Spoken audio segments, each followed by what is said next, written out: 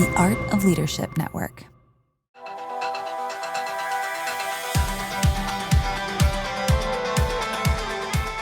Hey leaders, welcome to the Lead Culture Podcast, part of the Art of Leadership Network. I'm your host, Jenni Catron, CEO of the Foresight Group. We're a company dedicated to helping leaders develop thriving teams. Each week, I'll be your guide as we explore practical strategies to equip you with the tools you need to lead with clarity, confidence, and build unstoppable momentum in your organization. My mission is to be your trusted coach, empowering you to master the art of self-leadership so you'll learn to lead yourself well so you can lead others better. Each week, we take a deep dive on a leadership or a culture topic. You'll hear stories from amazing guests and leaders like you who are committed to leading well. So let's dive in and keep learning on this leadership journey together. Today, I am joined by my guest, David Ashcraft. David serves as the president and CEO of the Global Leadership Network, an organization at the forefront of global leadership development and in pursuit to serve more pastors, equip more churches, and inspire more leaders.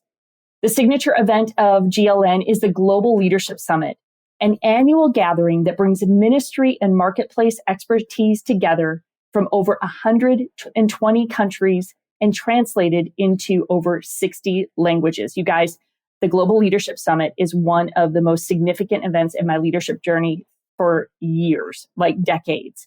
This is an event that I go to every year, and I'm so grateful that David is now leading this organization. Previously, David served for 32 years as the pastor of LCBC, a church in Manheim, Pennsylvania. Under David's leadership, LCBC grew from one location with a weekly attendance of 150 people to 19 locations across the state of Pennsylvania, with a combined average weekly attendance of over 22,000. Like, just phenomenal growth, beautiful history and story.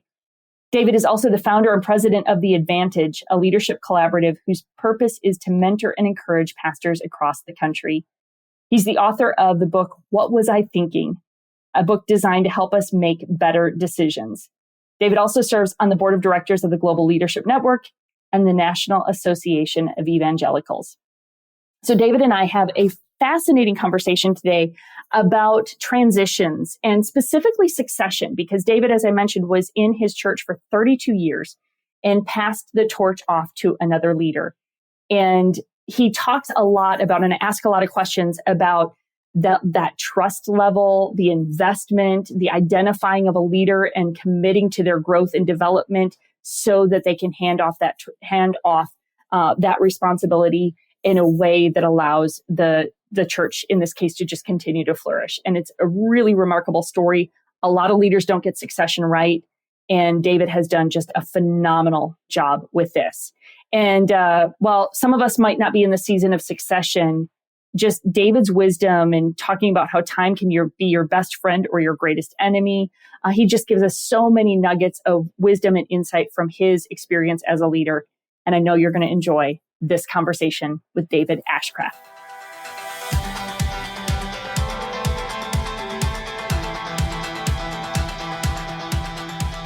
Well, David, I have been looking forward to this conversation. You and I have been acquainted through the years, but not had a lot of opportunity to sit down and have a good leadership conversation. So thanks for joining me today.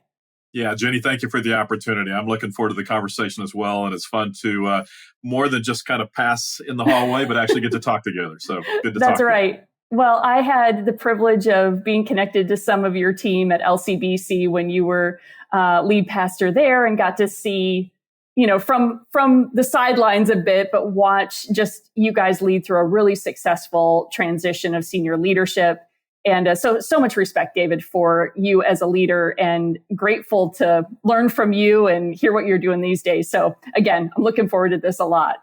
I think where I'd like to start is hearing maybe some of the most surprising leadership lessons in your journey. So you senior pastored for 30 something years. You're now leading the Global Leadership Network. But tell us about some of those surprising leadership lessons in your journey so far. So, it's funny. If I were to talk to you about what I feel like I'm learning even right now, Jenny, and then as I look back over, I was at 32 years as the senior pastor at LCBC.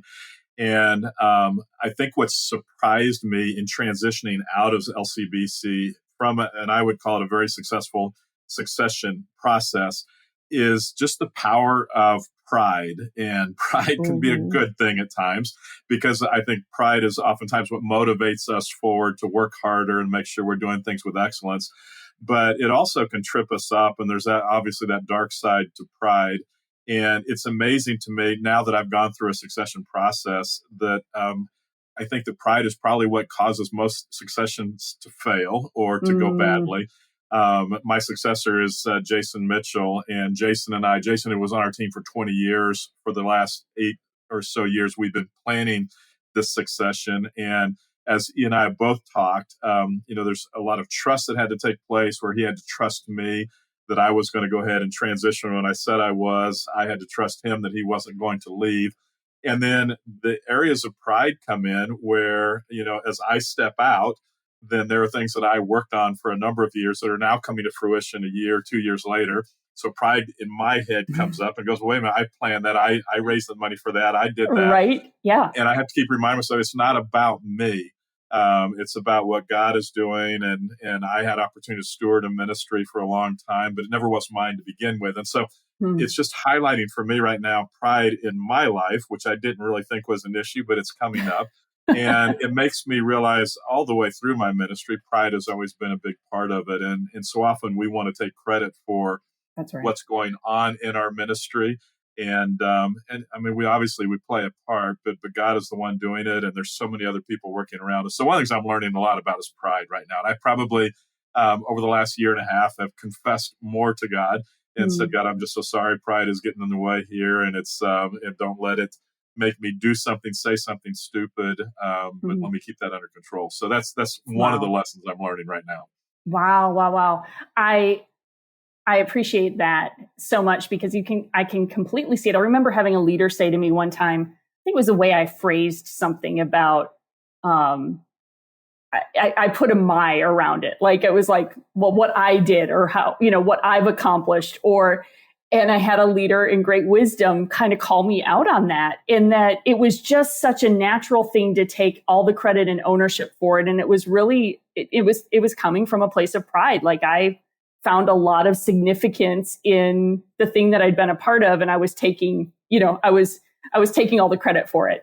And I can't imagine after 32 years of investing in a ministry and all the work that you did in sowing, into that, and you're, still seeing it flourish, having to wrestle with like probably a healthy pride of, gosh, what a gift to have been a part, like being proud of what's happening and proud of the people that are there. And then on the other side of that, the pride of wanting to take credit or, and Jenny, it'll pop up in just the smallest ways. We still attend LCBC. I still preach 4 or 5 times a year. And so Jason, again, will be preaching and he'll use a phrase or he'll say something that he got from me. Sure. And it's exactly what I want. I mean, I want him to be continuing the things that we've been doing for 32 years. That's right. I'm excited that he's using my phrases, but I'll catch myself going, wait a minute, that's my phrase. And you got that from me. And it's like, first of all, it doesn't even matter where it came from, but I should be excited that my legacy, whatever influence continues on in the future. But if I'm not careful, I can let it go to a bad place and think, well, hey, that's mine. And you're taking my idea. So it's just the emotions are just really surprising in this stage of my life when I didn't expect them to be. So, so that's been something I'm learning a lot. So. Thanks for sharing that and the vulnerability in that, because I think, I think we can all relate to it, even in, some season of transition. I remember when I stepped away from one ministry seat that I was in, and it was a really fascinating learning of I had a lot of influence and a lot of history and leadership there, not quite to the degree that you had, but I I found a lot of significance in the work. And I was, there's a part of me that felt like when I left, it might crumble, which would, first of all, be a bad example, bad representation of leadership. If I walk away and it crumbles, that's not really something to be proud of, right? Exactly. But I moved on, and they flourished, and they were doing just fine. And then there was this part of me that felt like, well, was I insignificant? Did it matter? And my point being that I think all of us have transition points. And there's a healthy part of that, of the recognition that, wow, I got to be a part of something really meaningful. I got to contribute and bring my gifts in that season.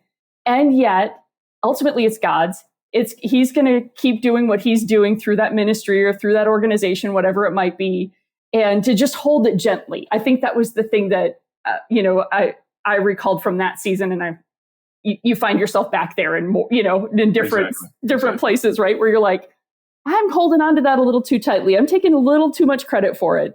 Ruth and I, as we were going through the transition away from LCBC, we would find ourselves at times almost pouting and feeling bad for ourselves because we were losing our church or something that we built, to your point. And we had to remind ourselves it never was ours. God allowed us to be a part of it for 32 years, and we're thrilled that he allowed us to be a part of it. And so we stewarded it for that time, and now we're handing it off to somebody else to steward it. But it's just funny the kind of ways that it catches you and sneaks up. It's just different. Yeah. So, yeah. I'd love to hear from you. So I'd love your perspective on this. It seems from some of my experiences and conversations that most leaders are reluctant to start succession conversations until it's almost too late. And you guys, I think you referenced 8 years that you were actively working through the succession plan.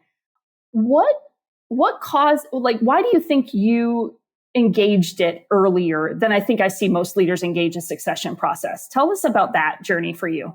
Yeah, Jenny, for me, it was actually about a 10 to 12 year process. And it started, I didn't plan to start it, but I happened to be in a small group environment with about 15 people with Jim Collins, the author of Good to Great and other books. Oh, wow. Yeah, no big deal. No, not at all. So we're sitting around the table and he's talking about his 5 levels of leadership. And so again, pridefully, I'm thinking, I hope I'm a level 5 and that's his highest level. And so then he goes on and he makes a statement though. He says, you're never a level 5 leader until you've actually left the organization. And it's better when you're gone than when you're there. And that really struck a chord with me. And so I walked away from that saying, I want LCBC. And LCBC just stands for Lives Changed by Christ. And that's kind of the name of our church. We just say we're a community of people whose lives have been, continue to be changed by Christ. But I just made the decision then I want LCBC to be better when I'm gone than when I'm there. And, again, pridefully, selfishly, you want to think that when you walk away, everything's going to crumble and people are going to cry. And I joked with the congregation and said, I'm hoping for weeping and gnashing of teeth when I step away. But Collins that day just said, if that happens, he said, you're a terrible leader and you did not set things up well. And so that started me on this journey. And so I actually mapped out a 10 to 12 year plan. And it involved making sure the church was strong financially. It made sure making sure that structurally we were set up well. Made sure that the staff was in a good position. We had the right people in the right seats. Meant starting to work on my successor. And what I say now to guys and gals when we're talking about transition, time can be your best friend or it's your greatest enemy. And if you start early enough, you can take care of a lot of deficiencies. If you wait until 1-2 years before you're ready to make the transition, there's not time to make any changes or correct course if you need to in that short amount of time. And so I just think time is real critical in that process. Yeah. Well, and I wonder, David, sometimes what I notice is that sometimes those second chair leaders that might be the candidates for succession give up too quickly because it doesn't seem like that senior leader is ever going to leave.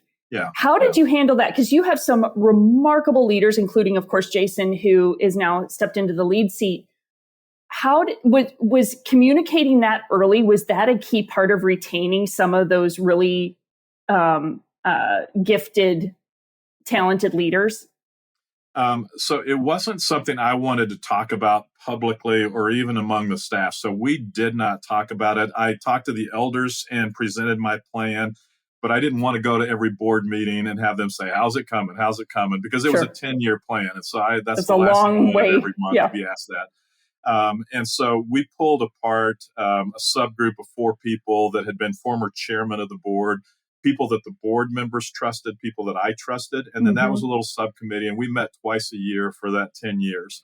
Wow. And I would kind of talk through them with the process.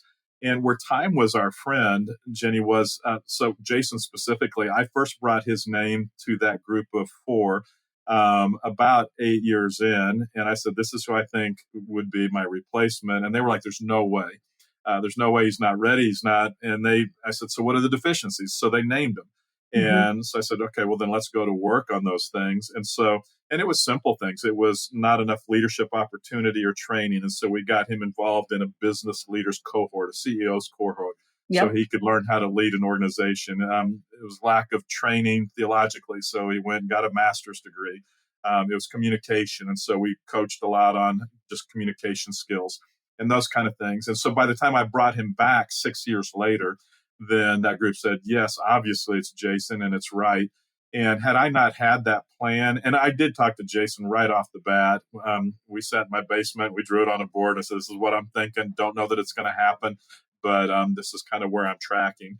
And had I waited till 2 years before I was ready to step away, then one, there would not have been time to help Jason develop. It wouldn't be Jason now because they wouldn't have felt he was prepared. And so you can get your successor ready. I was able to, again, we had a pretty good sized chunk of debt. We paid off the debt. We raised many millions of dollars for the future growth.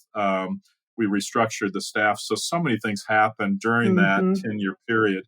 And one of the other things that was probably real critical, everybody's typically worried about what are you going to do next? And I did not want to take my focus off of LCBC. So I told the board, if we can work out an agreement where you will continue to somehow employ me for several years after I make this transition, then I will keep my eyes focused on the church and not on the next thing I'm building.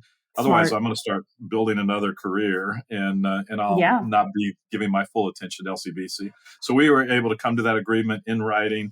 It's a contract, and that helped me focus on LCBC. And then it let me walk away, not when it was right for me financially, not when it was right for my family necessarily. It wasn't even necessarily right for me, but it was right for the church. It was right for Jason. And again, he had to trust me that I wasn't going to prolong and stay longer. I had to trust him that he wasn't going to walk away because I was counting on him. And so there's a lot of different factors, but time was really critical with all of it. Gosh, I resonate with what you were saying there about, you identifying, you saw the potential in Jason. Of course, you were working with him, day in and day out. And so you saw the potential. Team of advisors is like, I don't know if we see it, but because of that gift of time, you were able to invest and develop. And I think I see that happen so often with, leaders that maybe move into succession a little too late, and they look around and they don't see anybody who's ready now. And then they're looking for an outside person, which is typically seems like a much more challenging succession, is bringing somebody in from the outside. So I just love that. I love the foresight around that you had of, then we can give the time and energy and development to this individual, which is just he's building trust on both sides, which is really powerful. The number one comment I hear from leaders now when I talk about succession, they'll say, oh, well, I don't have somebody on my team to take my place. And again, they're usually looking at 1 or 2 years out. And I think that's the wrong time to start. If we start, and I was in my mid 50s when I started the process. And so if we start then I think they may be on our team. We just have to develop them. And there's huge value in doing it internally. I was taught that if you don't like the direction you're going, then hire externally. If you like the direction the church is going or the organization is going, hire internally. And if you hire externally, and we've all hired people just on our teams from outside the organization. And for us, it takes 2 years before they even have our DNA. That's right. So even though if you hire a leader to take your place from outside the church, if they say they're going to go the same direction, they use the same words, they've got the same ideas, but it will change and your church will go a different direction. So the board and I were very clear. We wanted to see us continue in the trajectory we were going. So internally was our decision. So then it's like, now who do we need to develop to be ready for that? So yeah, that's so good. Do you get pushback from, so I love that you said you were in your 50s when you started this process. And again, like in our 50s, we're like, I still feel like I got a lot of years, right? Exactly. Right. Yeah. Exactly. So do you hear that criticism from other leaders? Does it scare them to start that process at that stage of life? And how do you coach them through that? Well, I mean, and even I felt I'm way too young for this. I don't need to be thinking about this yet. And so I guess a couple things I would say. First of all, in the transition, are you thinking about what's best for you, or are you thinking about what's best for the church? And I think we've got to focus on the church first, because that's what God has given us responsibility for, or the organization we're leading. And so focus on that first, and then figure out how my needs or my timing fits into that.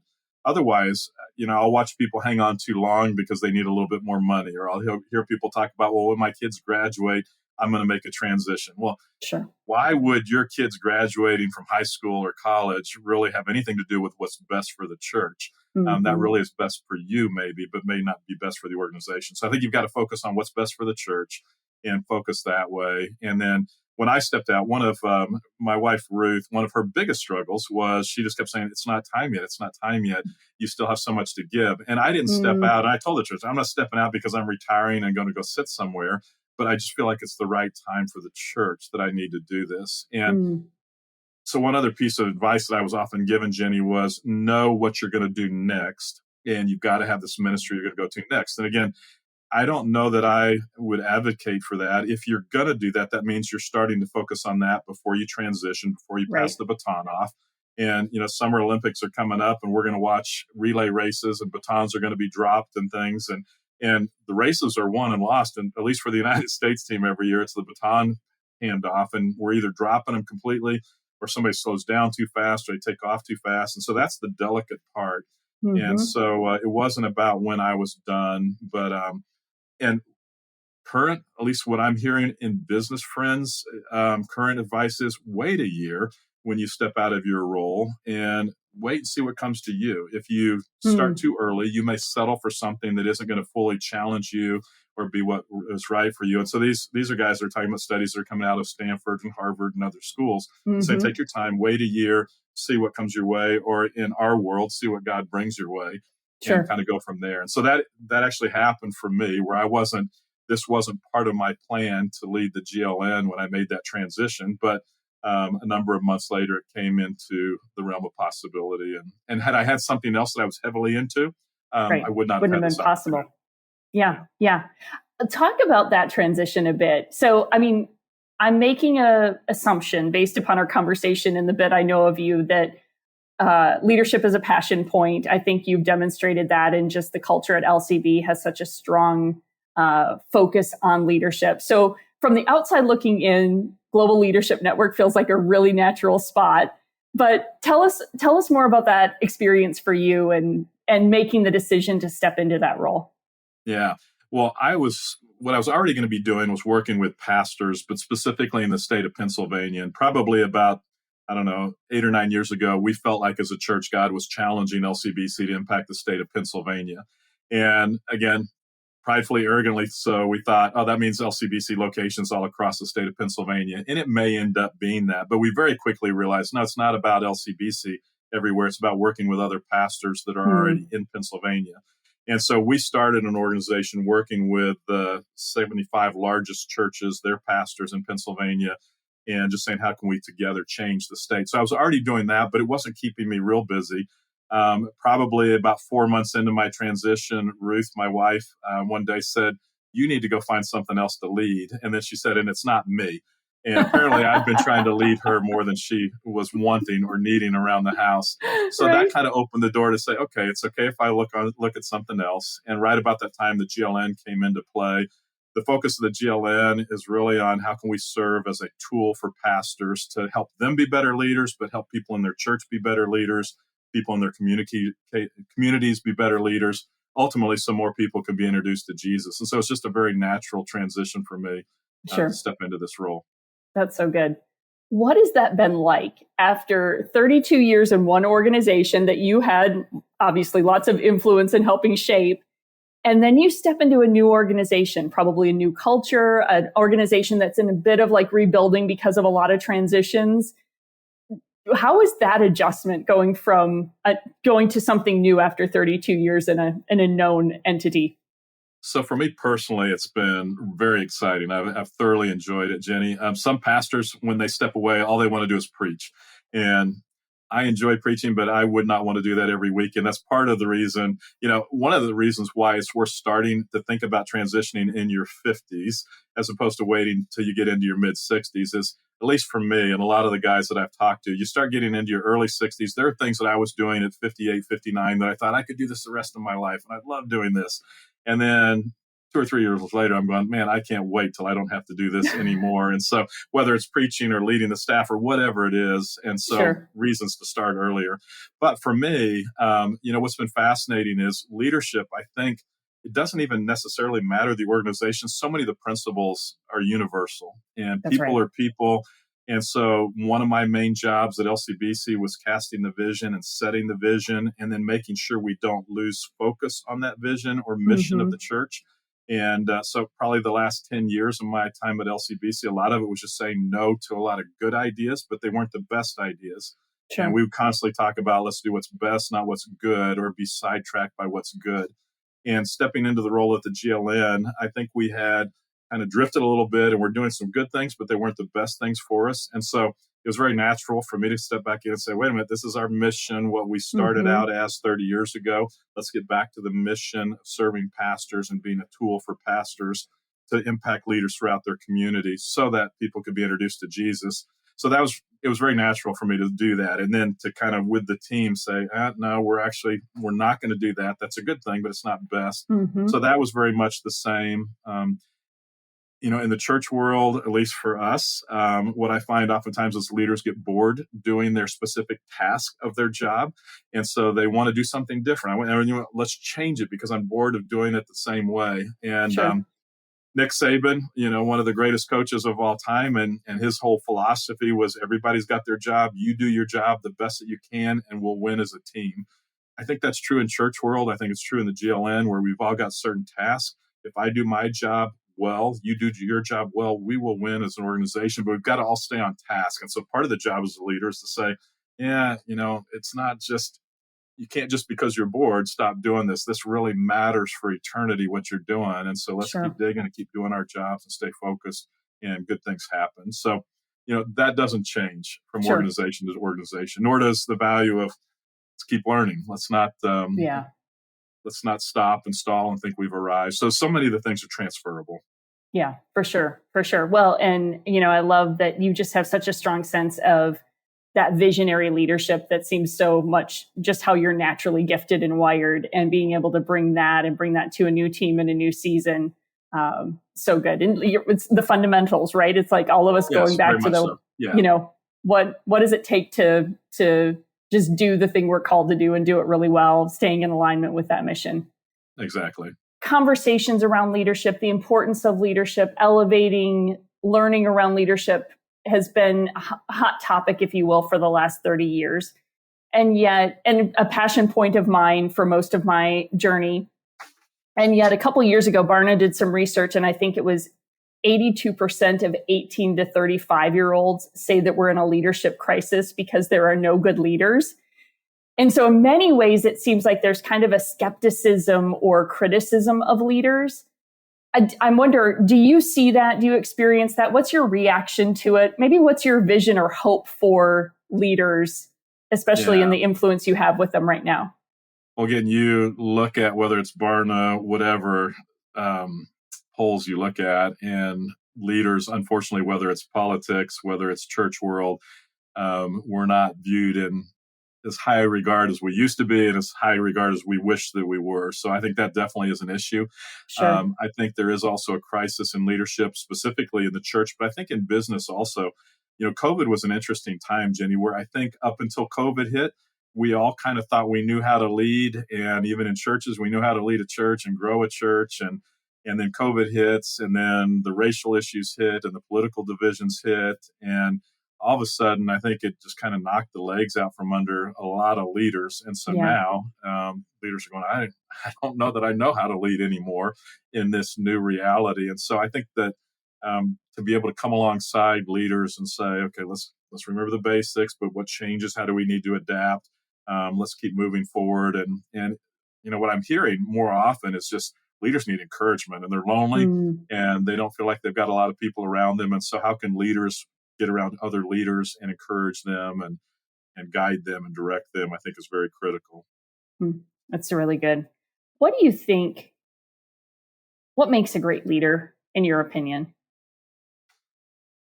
Oh, I think if I were to break it down into a few things, I think one is definitely focus. I think followers get frustrated when the leader keeps changing the map or changing the trail.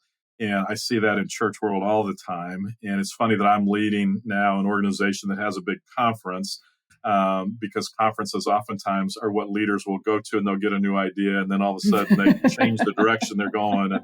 And the staff hates that they've gone to this conference because now everything's going to be disrupted. And so, I think focus, though, is a real big one. I think vision casting and the ability to help people see how to get from point A to point B. And I'm not sure that that's always as well understood. I think we all think we know that well. What I oftentimes will like it to is playing the game of follow the leader.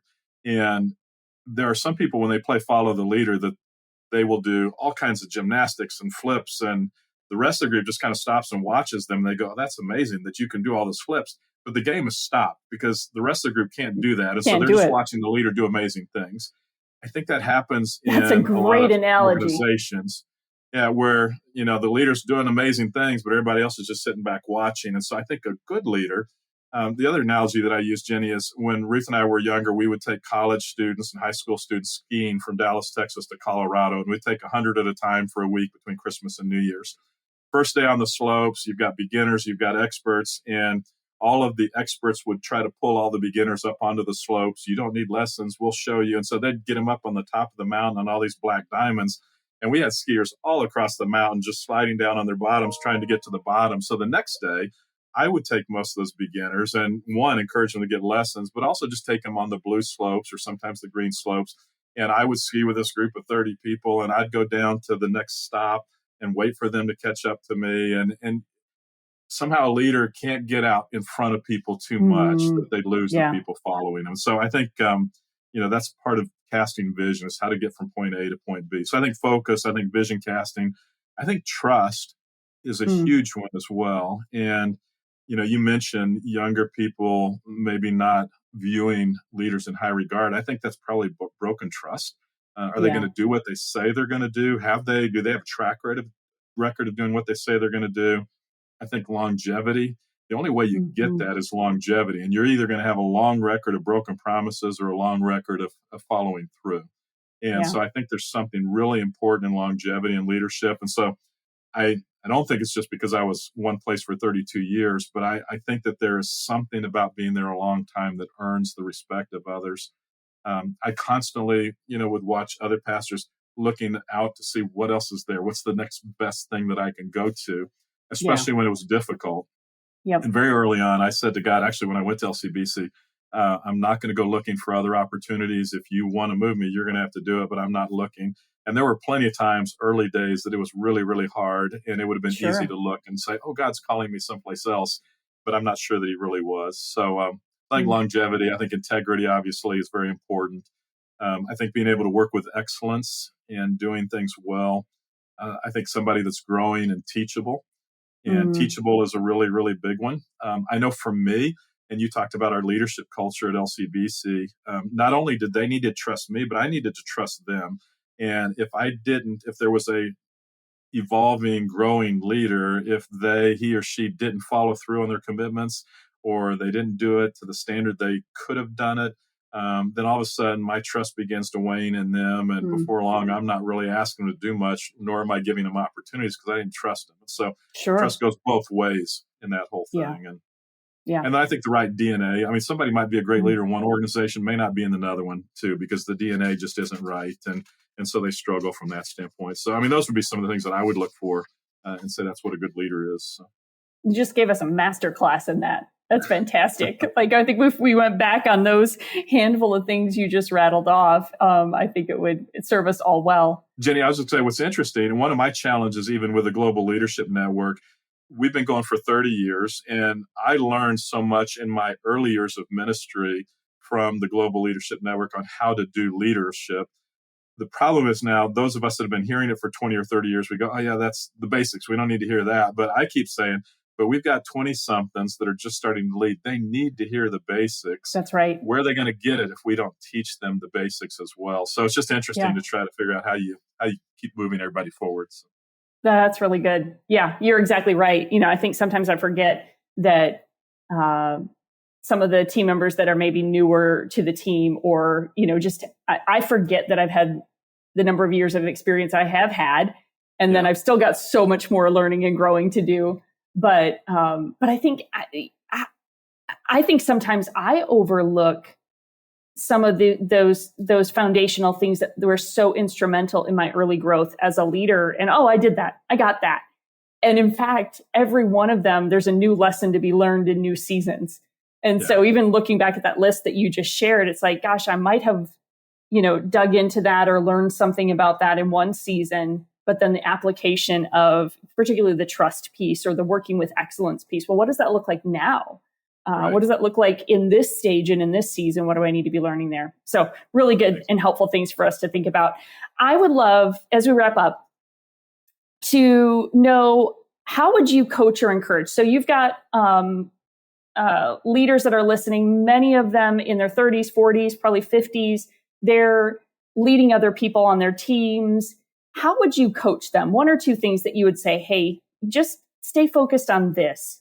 If I'd give you one word of advice, here would be my encouragement. How would you coach the leaders listening today? Oh, man, it's all going to sound very mundane. And the first thing I would say is love God and love your family. We just keep hearing announcements after announcement of somebody that stumbled or tripped up. And so I would just say, love God and love your family more than you love the spotlight. And I think that pastors, though we don't think we like the spotlight, we like the spotlight. And, before I stepped away from LCBC, I don't know how many messages I preached that your identity is in Christ. It's not in what you do. And then when I stepped away from LCBC, I realized, my identity was wrapped up in what I did. So I'd probably preach those messages differently now. But I think we can get to the point where we love the spotlight. We love the attention. We love there are still people that give us honor and respect. And so do I love that more than I love my family, or do I love God? So that would be one thing, is really just keep that right. And I don't believe that there's such a thing as balance in ministry, because you're not going to achieve something great by doing lots of things fairly well. You're going to focus on a few things and you're going to be great. And so for me, I didn't have hobbies. And I know we're told you got to have hobbies. I didn't have time for hobbies. I focused on my family and the church. That's where all of my time went. And I think LCBC is what it is in part because of that focus. And so you have to decide, kind of where.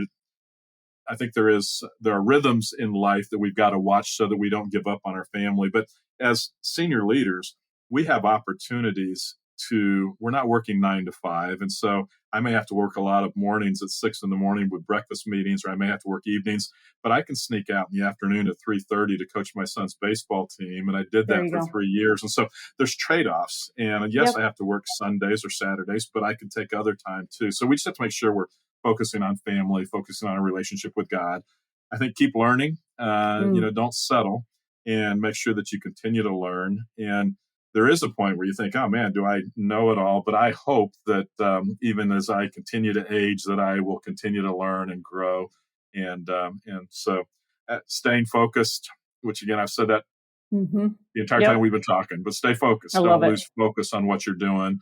And then stay put would be the other thing I'd say. Don't always be looking for the next best thing. And, I'll go back to where we started. Jason, who took my place, started out in student ministry for us, middle school director, and then student ministry director, and then kind of a broader span, then was a campus pastor for us. And he was able to keep moving in the organization, but he stayed put.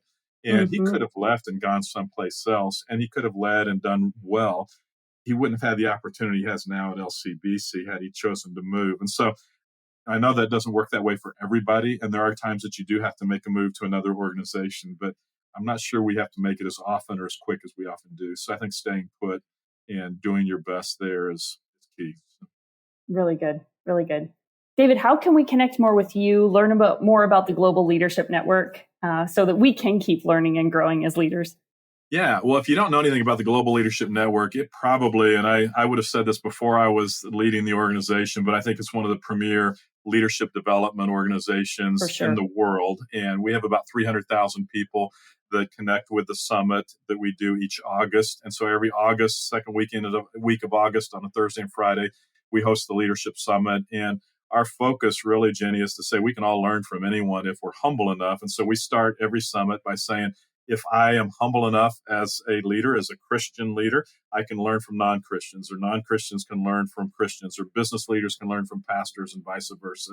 And so I think it's a great environment to learn, and one that I would encourage people to check out if they haven't checked it out. If you stepped away from it, step back in. We really are saying, how do we be a tool for pastors to develop leaders in their church, in their communities?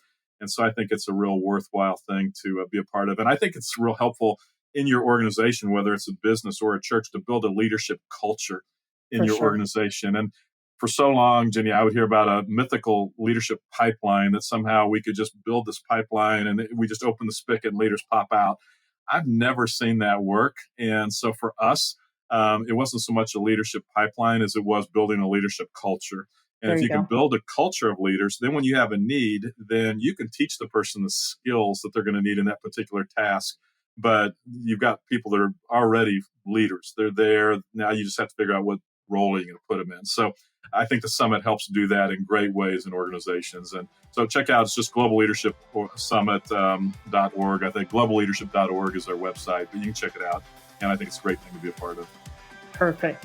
And we'll link to that in the show notes. But I told you this before we started recording, that much like probably a lot of leaders that have been a part of the Global Leadership Summit through the years, I mean, I have very memorable moments of learning and growth that happened sitting in that auditorium, both in South Barrington and at satellite locations, and just an instrumental piece of my growth and development as a leader. So thanks for taking the helm of that.